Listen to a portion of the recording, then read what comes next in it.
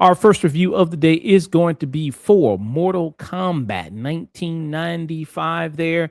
The video game adaptation of the big video game franchise there, which began in originally in 1992. So this was pretty quick turnover when they made this movie here. This was that much of a sensation, that much hot, that they said, we got to cash in on this. So just 3 years later, they did a Mortal Kombat movie that released in theaters there. This movie was directed by Paul W.S. Anderson there. People might know, we just talked about that guy. We just did a review of his other movie, Resident Evil, 2002 there. Paul W.S. Anderson has done a lot of video game adaptations there before there, including Resident Evil there. He's also did Monster Hunter. Monster Hunter as well. He did that one, which I also heard wasn't very good as well. It's terrible. And do you know why he did that movie the way he did it? No, I do not. Because in one of the Metal Gear Solid games, there was like a Monster Hunter DLC, and he thought, oh, well, this is what Monster Hunter is. So let's base it off of this Metal Gear Solid game. Oh, he didn't know Monster Hunter was his own like game, or I think he knew it was its own thing, but he for whatever reason, that like crossover DLC was like no, this is how it should be. Interesting there. So yeah, this was one of the first things he ever did. He did a movie prior to this one in 1994 called Shopping, which I have not seen there before, but this was like the big thing that helped really blow him up in Hollywood. We talked about it in Resident Evil during our review of that. That's what helped him land the gig for Resident Evil 2002 was actually this movie being as big and popular as it was with this there. This movie did pretty well financially there. Mortal Kombat there did pretty well financially there. It did spawn a sequel, which we're going to talk about a little bit there briefly, called Mortal Kombat 2 Annihilation there. But this movie... Do you know what the tagline on the poster for the sequel is? No, what is the tagline here? Your expectations will be destroyed. Oh, yes, it says it here. Destroy all expectations. Here, yeah, you had that. Which turned out to be very accurate. Which is kind of small there. Let me see if I can find a better poster for it. But yeah, you had destroy all expectations there with that. And a lot of the original cast from the 1995 movie did not come and do Annihilation. I think there was like some type of contract dispute there with that initially. You still had Robin Shaw, and I'm forgetting the actress that played Katana off the top of my head, but she came back, but it was really mostly just them. I mean, Christopher Lambert wouldn't even come back. You had to cast James Remar to come in and play that character. Yeah, they replaced Tulsa Soto was the one who played Katana there. She played Katana. You had that there, but yes. So what is happening? If people don't know about Mortal Kombat there, or the video game or the movie here, it is all about their you have these fighters competing in a tournament known as Mortal Kombat here. This tournament is ran by Shang Tsung here, and it's people competing from all different realms there, all different universes, to see who can save their kind of universe there. Because if they don't, then it'll be enslaved there. So you have people fighting for Earth. You have the Earth realm there, and people who are the fighters there. You have Liu Kang there, who you mentioned is played by Robin Shaw there in this. Then you also had Lyndon Ashby, who plays Johnny Cage in it. And then you also had Bridget Wilson, who's Sonya Blade in this there. So that's the trio you have. And the people that are kind of like the coach there, the team captain, I guess you would say, who actually doesn't fight at all, but just kind of mentors them, as you have Raiden there, who's played by Christopher Lambert in this as well there. So you kind of have that's the squad that you have there. So he collects these individuals there and, puts them on a boat. Then they go and fight in this tournament there and fight all these various opponents there. It's kind of just so basic kind of setup here you have of that. In the history of Mortal Kombat, you can speak more to this there of the video game and how it was initially, inspired by them wanting to do a Bruce Lee game and kind of a Jean-Claude Van Damme game there, which obviously people being they're famous for being in tournament movies, Bruce Lee from Enter the Dragon, Jean-Claude Van Damme, Bloodsport, and various other things like that. If you want to speak more to that with the Mortal Kombat lore there. Sure. I mean, you did a good job summarizing it there, but yeah, I mean, they had this idea and they just could not get the rights to work out ultimately. And, they'd made a bunch of stuff already, in terms of like the basic underlying tech of the game. And Well, I mean, you're working at this big company. It's like, we'll make something out of this. We don't want to waste these resources we've developed. And Mortal Kombat was pretty quickly born out of that. Like, I think that was only a 2-year turnaround time, maybe. It was pretty quick. And then, I mean, yeah, it really blew up, and the rest is history. Yeah. Got famous there in the 90s for a very different side. You had other fighting games at the time. You did have Street Fighter at the time that was out there, but it was got famous fast for its brutal style there, the fatalities there in this as well there. The It's the Street first Fighter. real, like, big, politicians blame video games for violence controversy, because even Doom was 2 years after Mortal Kombat. And yeah, I mean, it, that made it massively skyrocket even more, and people noticed it, Mm, so significantly because it was in the news. But it's really funny, you go back and watch sort of the news reports of them talking about, what a big deal it is and how violent the game is.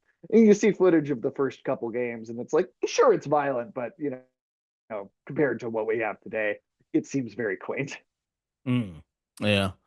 So that's kind of what was kind of a big thing about it. There was a Street Fighter movie. The Street Fighter movie came out a year before the Mortal Kombat movie.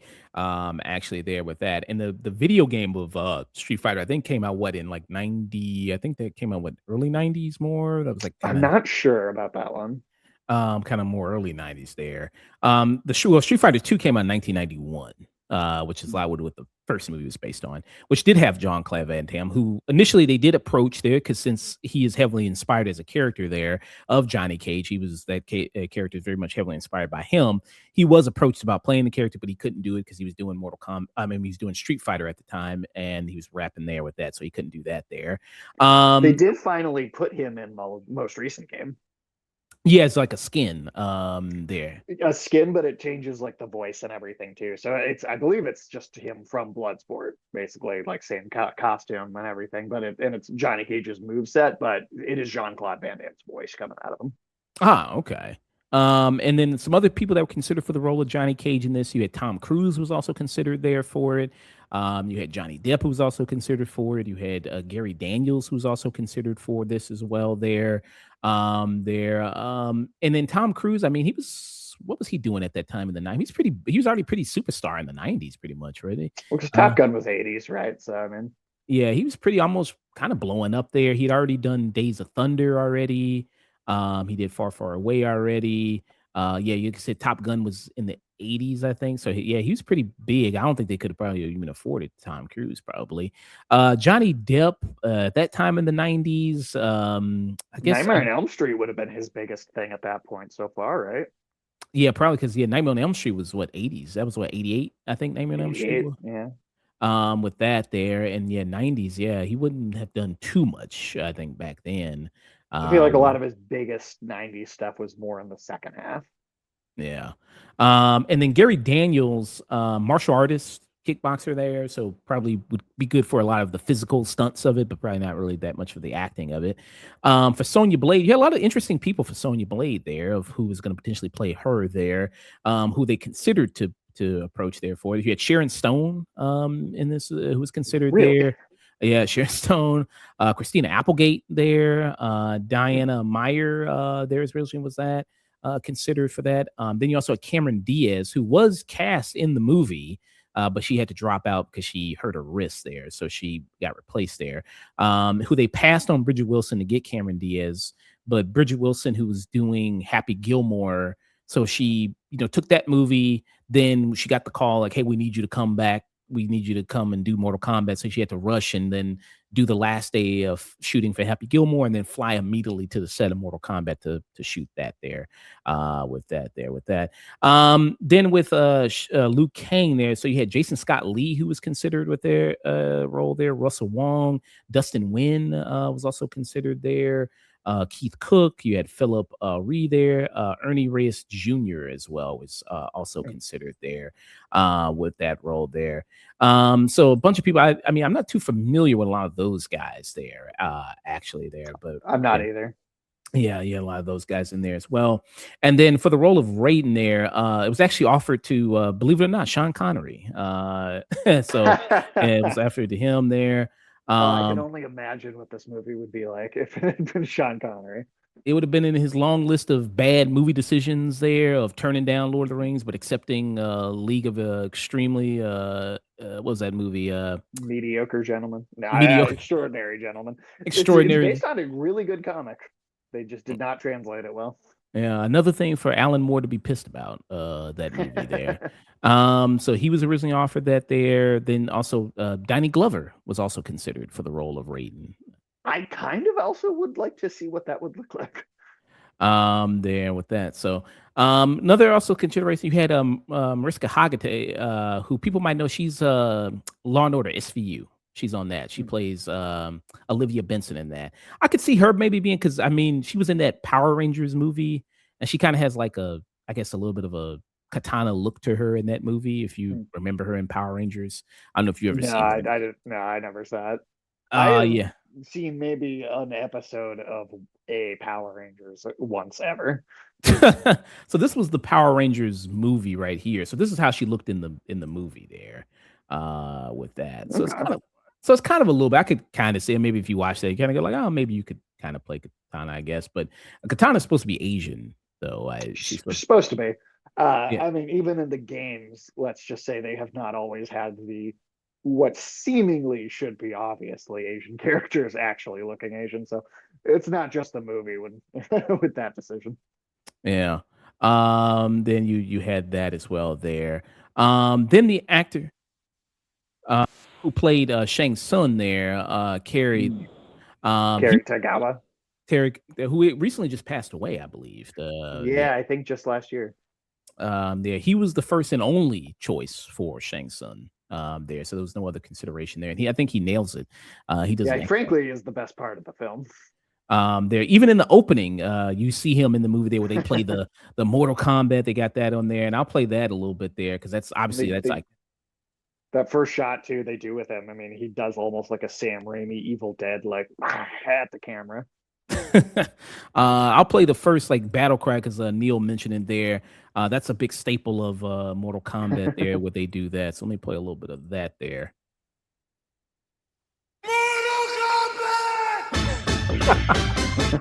Which the music also was very iconic as well with this movie as well. What they kind of did with that.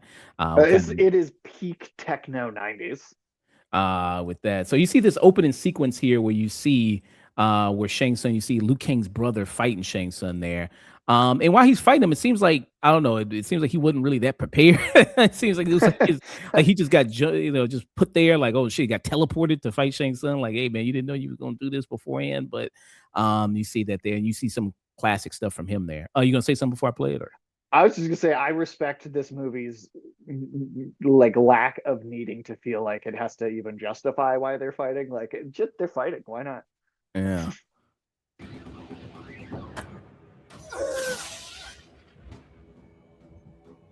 Your brother's soul is mine. You will be next.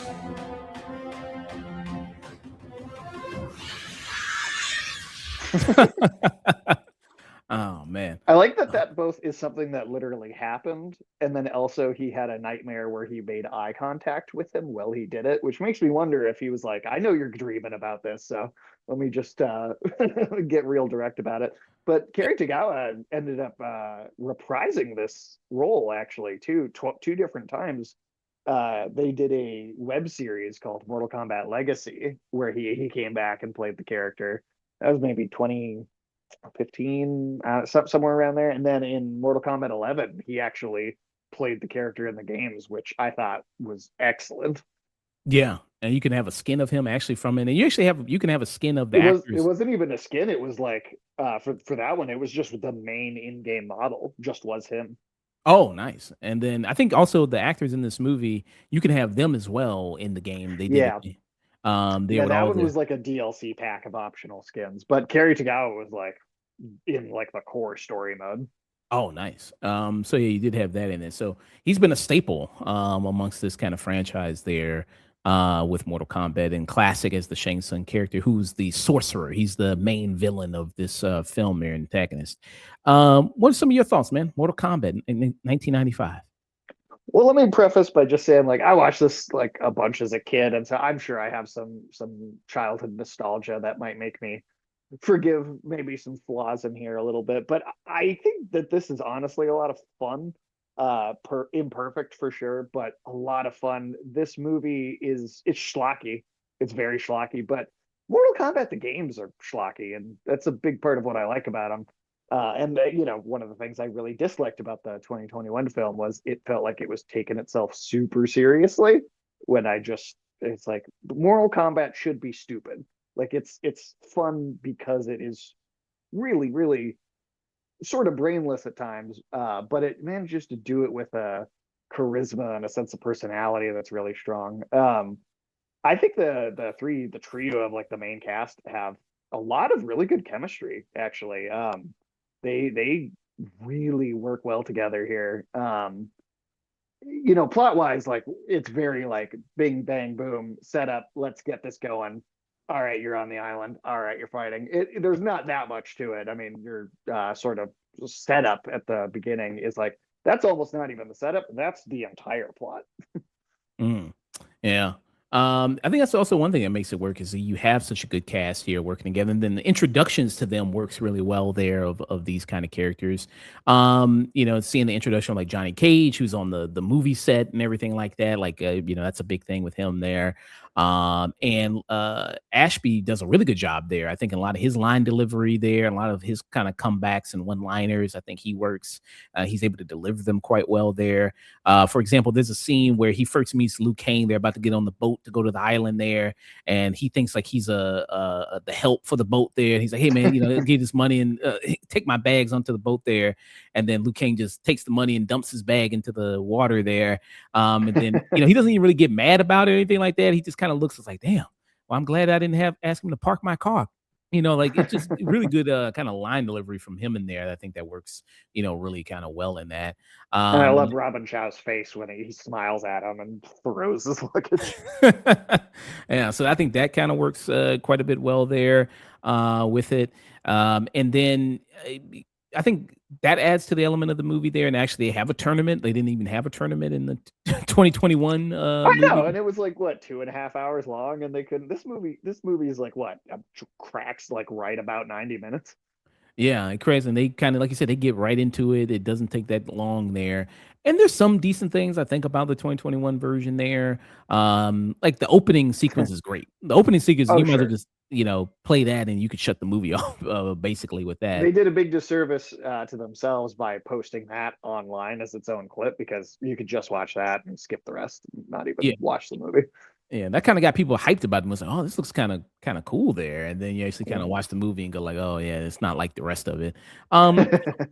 Some actors, I think I love Kano in this. I love the guy who plays Kano in it. I think he works really well. Uh, Yeah, I think he's the best part, but even then, I still think if that movie had been really good, he could have been the weakest part. Like if everything else had been good, he might seem like the weakest part of the film. I think he mm, stands out just because of just how poor the rest of the film is. And maybe we'll get something better with the next one, although I'm not holding my breath. I still think Carl Urban should have been Kano in the first place. And you do have a Kano in this one as well there.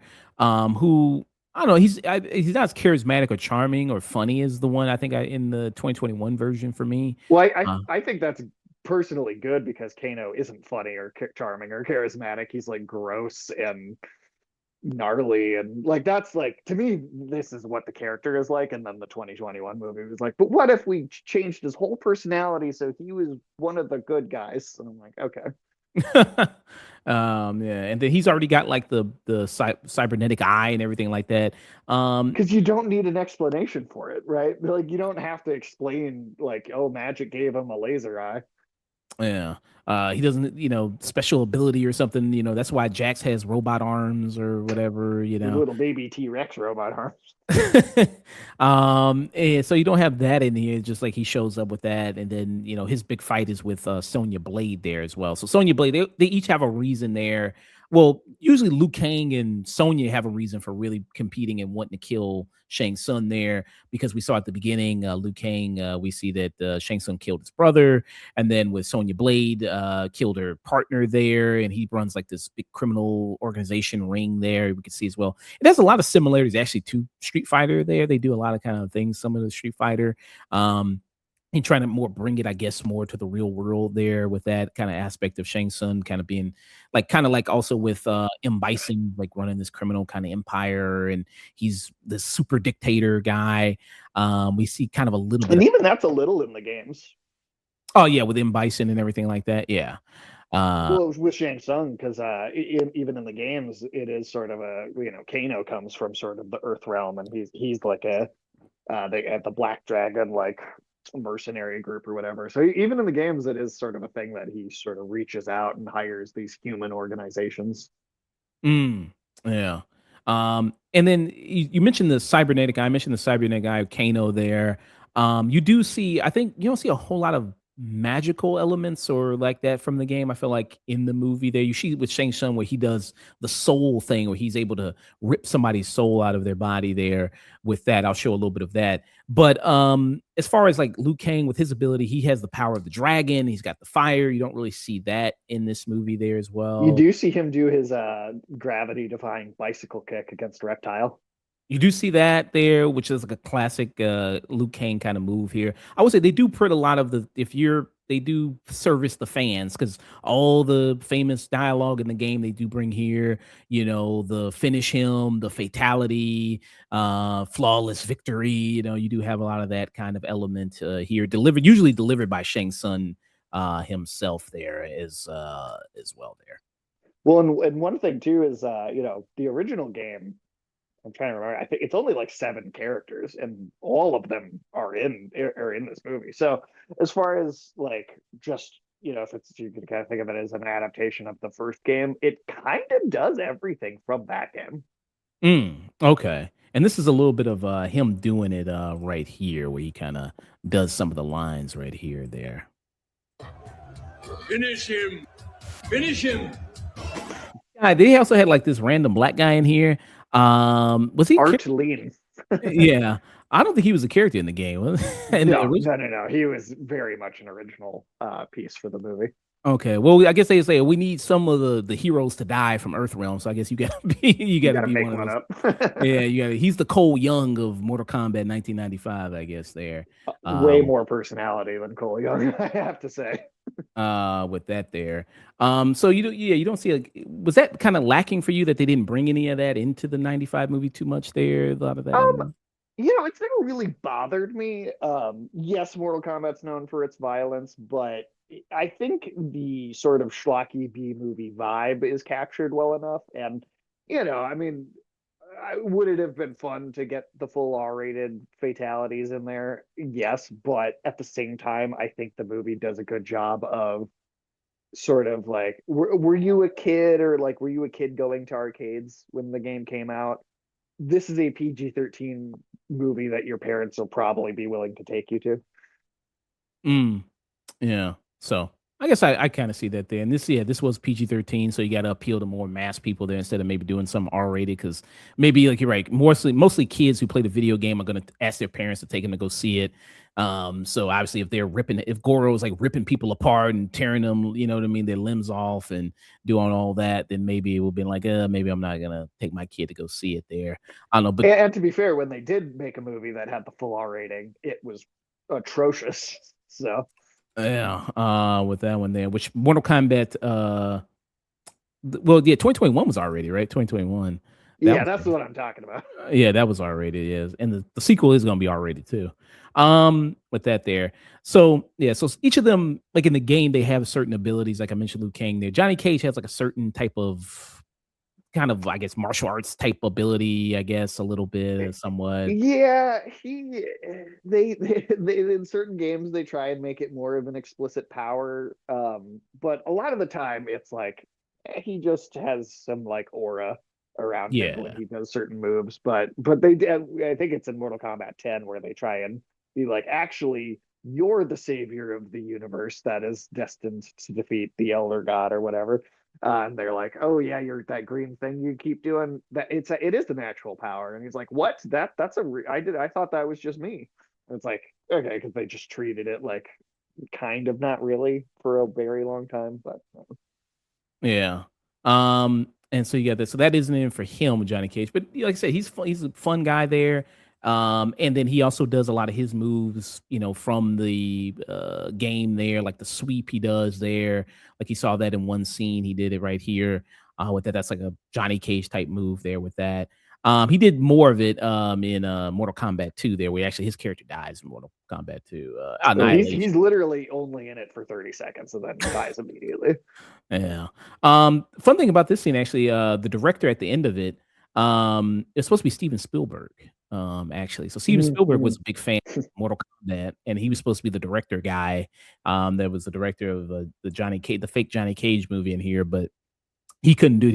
He was busy, so he couldn't do it. So they have like a Steven Spielberg lookalike type guy in here. It's really too bad because that's who talks to Johnny afterwards, and then it's like, oh, and then when he leaves, it's like, oh, but that was Shang Tsung disguised as the director, right? Which, can you imagine if we had a GIF right now on the internet of Steven Spielberg shapeshifting with the Shang Tsung? That would get used constantly. Yeah. So this is a little bit of it right here. There, let me show some of it right here. Yeah. Let's see. All right, people, reset. We're back in 15 minutes. I'm not doing it. No, what do you mean you're not doing it? I mean, I'm not doing Johnny, it again. the last shot of the picture. Where are you going? I'm going to my trailer. No, you can't leave I'm going me to get a hanging. gun, and I'm going to shoot No, myself for being in your Wrecking traffic. Johnny, don't leave me hanging up here. You're killing me, Johnny. I love you. I need you. Don't just... Yeah. You got that in there. What you think about a lot of the action scenes in here? I don't think for the most part some of them are not like super special. Like if you're going to it for like the choreography, it's a little lackluster, but I think it does maintain a consistent level of fun throughout. But there are, I think, two standouts, which is the reptile fight and the scorpion fight. I think are both very strong. You mentioned that fight there. So this is a little bit of it right here. Let's see if it loads up right there. But yeah, so this is when you do have the classic ninja characters of Scorpion and Sub-Zero there that are in this. They don't have much personality, but they're in it. Yeah, they don't have really much personality there. I don't know how much personality they had in the first two original games. I know they've gained more of a Not backstory. much, I mean. Yeah, I know they kind of gained more of a backstory as the games have continued there. And when you think about it, a lot of Sub-Zero and Scorpion, I mean, I guess kind of two of the most recognizable people from the franchise. By far the two single most. I would say they are the iconography that like stands the test of time. Like we love Liu Kang and Johnny Cage and Sonya as sort of your leads in typically in the franchise, but really Scorpion and Sub-Zero are what people think of when they think of Mortal Kombat. Like if they were ever, if Mortal Kombat's ever going to have like crossovers with other things, or say you managed to get them in some Mortal Kombat representation in like a Smash Bros game in the future or something, it's those two. Like those, definitively always going to be those two. Yeah. The Johnny when he's facing off against Scorpion, that's really good there. And then the Liu Kang versus Reptile one, I think is my favorite of the whole thing. He's either that one or when he faces off against Shang Tsung. That one's pretty decent. That's good too.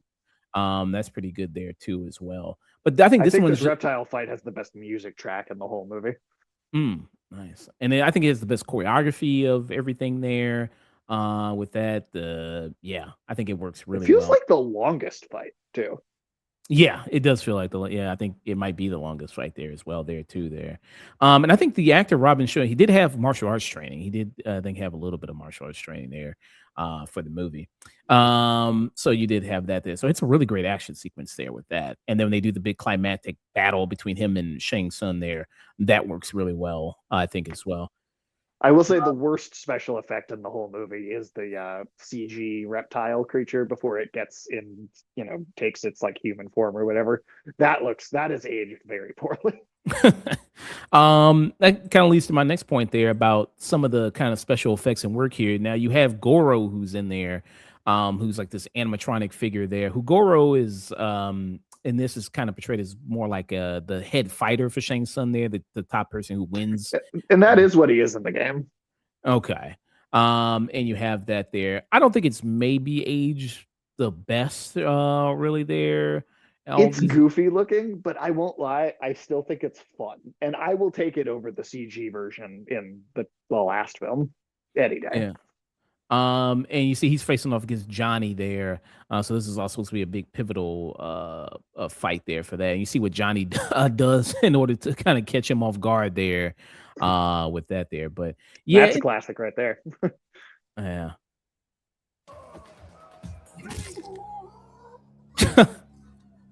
I think they use it well for what it is.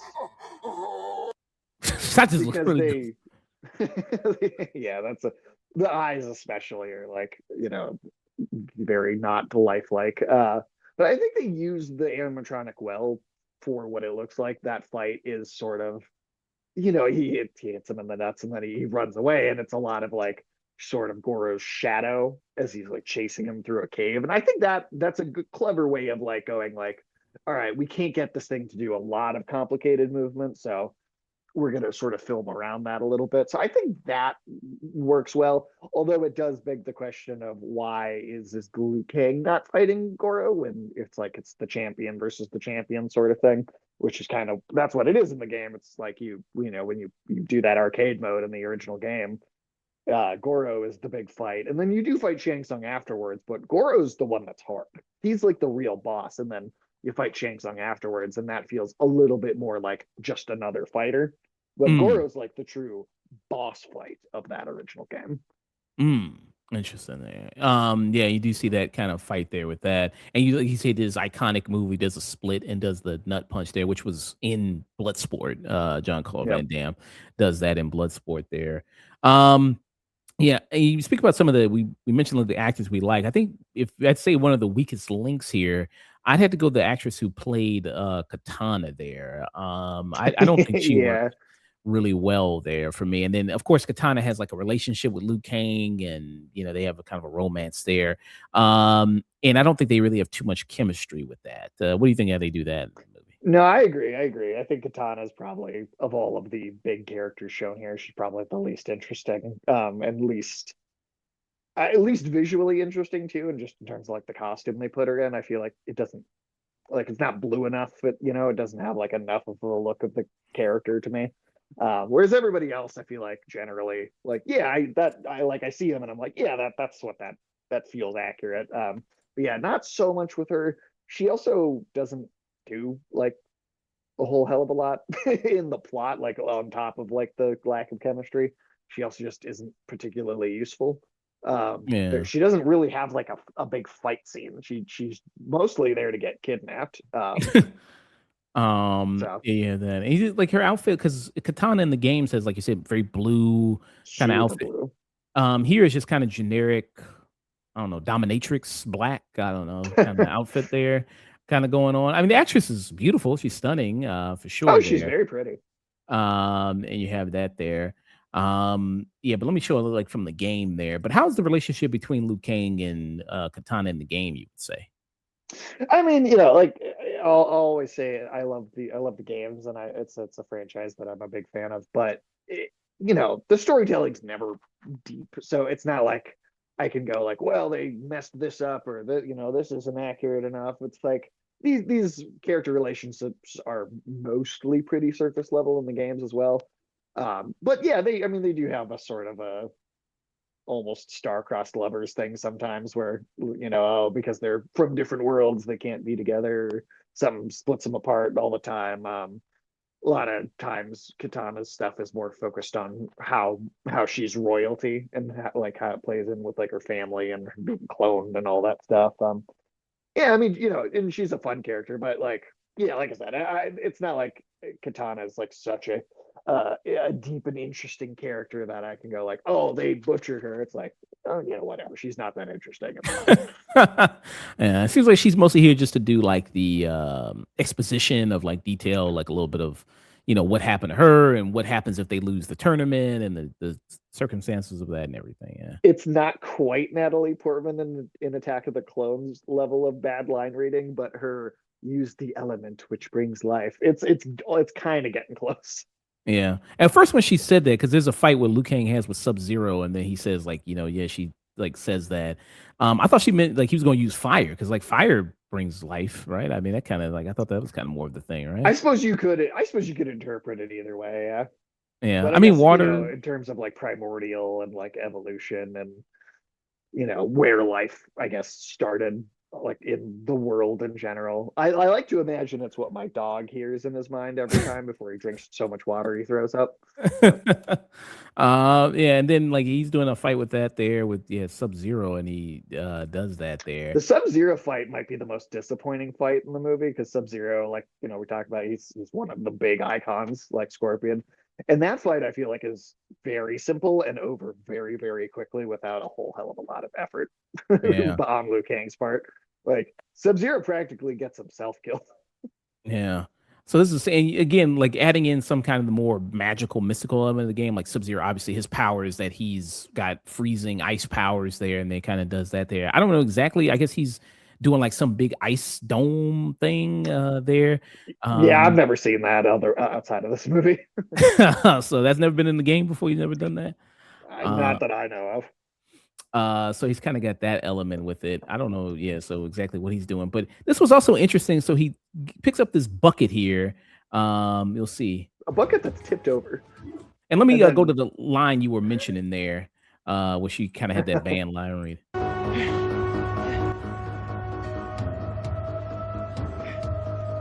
Use the element which brings life. Okay. So they were. It's weird that she walks in and he sees her. And instead of saying it, they're like, but we're going to play the audio of a different scene where she said it, but we're still going to have her walk in the room.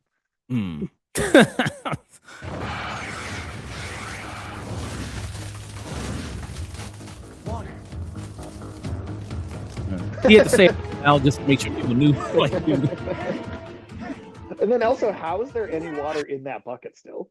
Yeah, the way he's swinging it, all that water would have. There's no lid on it or anything. All that water would have. I mean, it was also tipped over on the ground to begin with.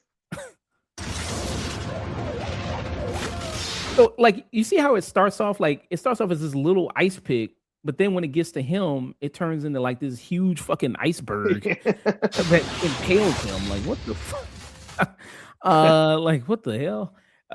Even for Mortal Kombat, where I can let logic go most of the time, that is I do call BS on that.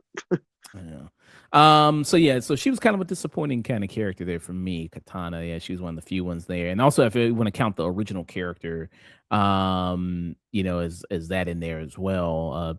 He's barely even. He's just kind of in there, like okay, like you said, like somebody we need to kill real quick. So we have that in there. But yeah, I think this movie is a good time. I think it's fun there. I definitely think it's better than the 2021 movie for sure there. I think the cast works better here. I will say that I don't think that, there's some action scenes I think that work better in this movie than work better in the 2021 version there. With that, like I said, the reptile scene with Johnny fights Scorpion, Shang Tsung when him and Liu Kang kind of finally face off there, like that's pretty decent there. Where you have that one, and this movie also ends with like a teaser there that sets up Mortal Kombat 2. You have Shao Kahn who also comes up there. That's a big thing that also led to Annihilation there. Which the special effect of like his big face coming out of the clouds always looks really weird. Yeah, you had that kind of like this stinger at the end there with that. Did you ever see Annihilation?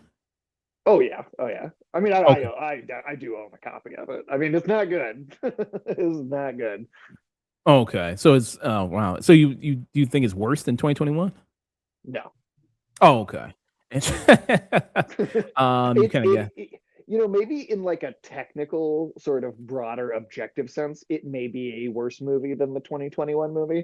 But I will say for Annihilation, it at least is like so bad that it is a really funny, like bad movie night, like good time of a bad movie. Whereas I think the 2021 film is just bad in an unenjoyable and boring way. So I'd still say Annihilation is maybe it's worse on a technical level. It is way more fun to watch than 2021. So this is where Shao Kahn pops up here. I've got to tell you something. Also, Raiden does that weird, like he does like a weird ass laugh, like this weird kind of Christopher Lambert he's so weird in this movie, but like I kind of really dig it. You guys did great.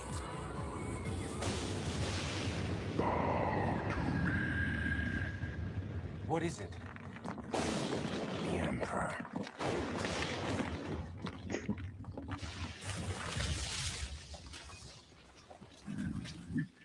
Yeah. Fools come for your souls.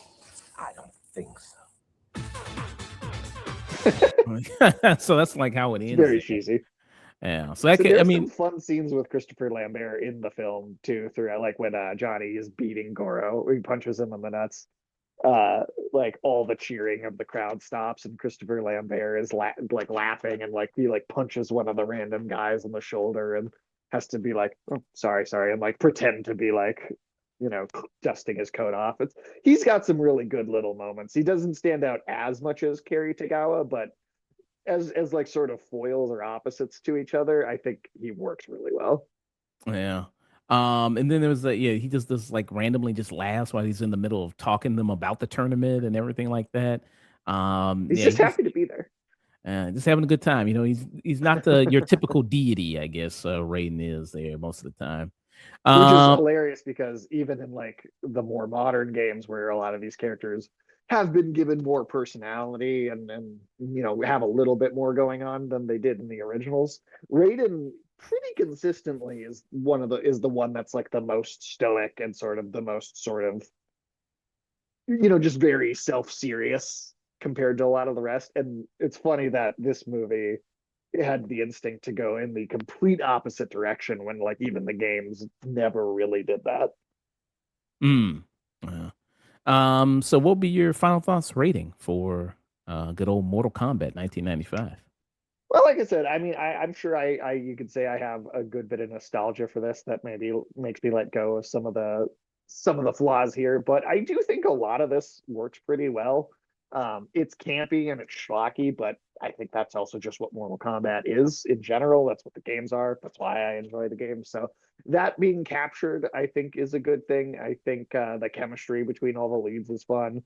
And although, yeah, I don't know if any of the fights are like amazing, there are a few pretty good ones, even if it's not like the best action you're gonna see. But because they capture so much of the kind of fun personality of it, I don't mind the action not being like the most impressive thing in the world. But yeah, otherwise, yeah, I'd say I agree with Katana and Sub-Zero are pretty disappointing. But there's also Scorpion, Reptile. I think a lot of these characters are done at least fun, and Kerry Tagawa as Shang Tsung is like kind of a character defining performance. Like in the modern games, it almost feels like the most recent one that came out, it almost feels like they're basing their whole sort of depiction of Shang Tsung off of what Kerry Tagawa was able to do. So and it's the theme song, and this movie's had like a big impact, like permanent impact on like sort of the perception of the franchise and even stuff in the games. And it's not perfect, but I think as video game movies go, it's still one of the better ones, because I still don't think we've gotten very many good ones really at all. So this is still one of the best. All in all, I'd give it probably like a low tune in. Low tune in. Interesting. Yeah, for things I said there, I think good cast there, for the most part there, good chemistry, some decent action scenes in it. The cheesy nostalgia, 1990s kind of cinema works really well there. Like you said, this has had a good permanent fixture there in the kind of video game impact on the video game Mortal Kombat there, with Kerry Tagawa's performance there as Shang Tsung, with the theme of kind of that Mortal Kombat theme there, what they do, the techno 90s kind of shit there with that. Like that works really well there, that element of it. Yeah, this was a good time, watching this. It's on HBO Max right now, streaming there. So that's where I watched it.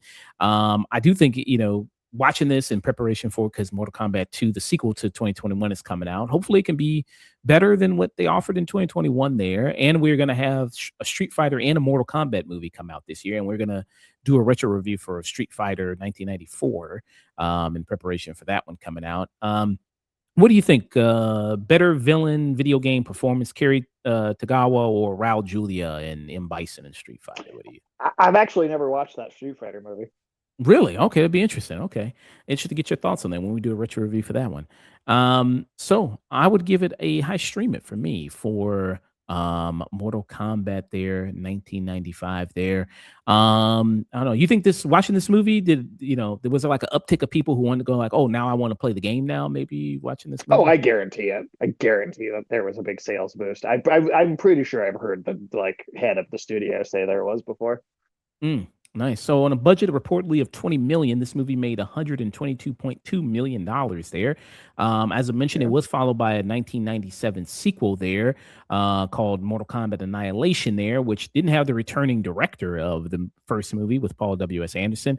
It had a couple of the returning stars. It had Robin Shaw, who was Liu Kang, and it had Tulsa Soto as Katana, but everyone else was replaced. People like the actor who played Christopher Lambert, who played Raiden there. He's replaced by James Remar. Sandra Hess replaced Bridget Wilson as Sonya Blade there. The actor who played Johnny Cage, Ashby, was replaced there by Chris Conrad there as well there.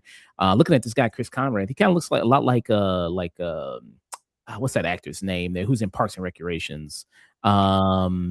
Oh, you never saw Parks and Recreations there? Never really watched it. Yeah.